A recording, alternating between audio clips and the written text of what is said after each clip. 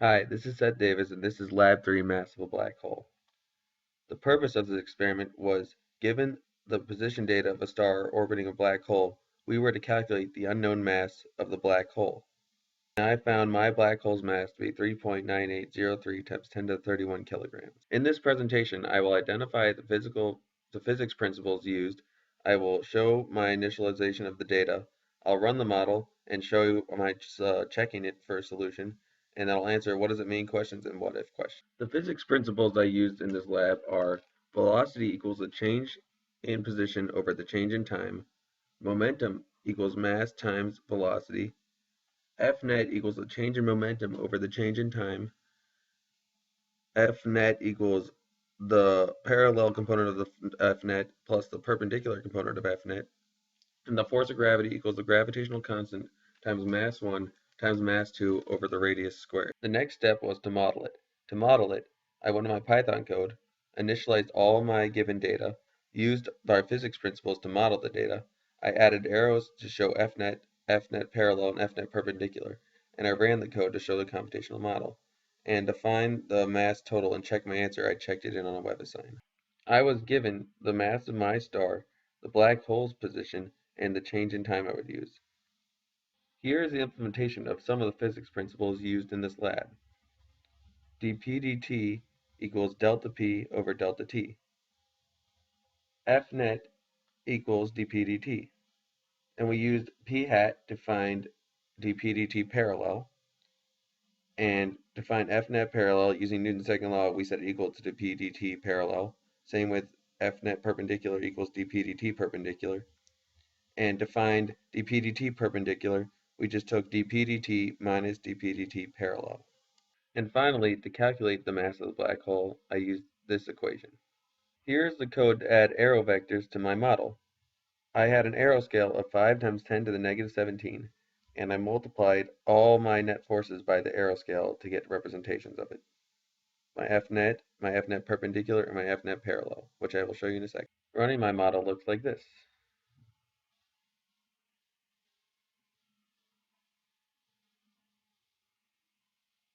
In my model, the yellow arrow represents Fnet, black arrow represents Fnet parallel, and blue arrow represents Fnet perpendicular. You can also notice that as the star gets closer to the black hole, the arrows increase in size, indicating that the forces is stronger as it goes there. And once it gets to around here, it flips as it all is pointing towards the black hole. At each time interval, I also printed out the total time that has passed, the object's perpendicular, parallel, and total force components.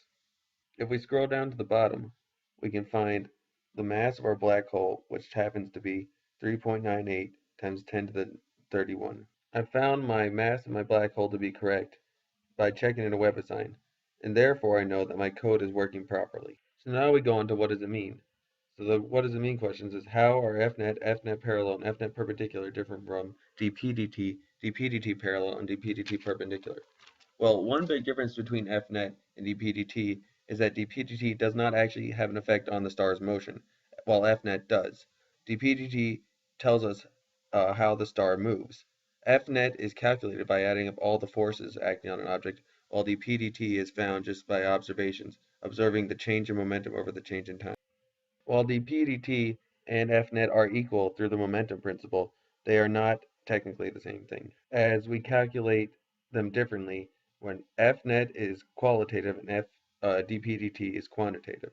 Next is brought up the what if question. The what if question states that if a black hole whose mass you found was removed and a different black hole was placed in the same location, assuming that the motion of the observed star remains unchanged, is affected only by gravitational force of the new black hole, could you tell the difference?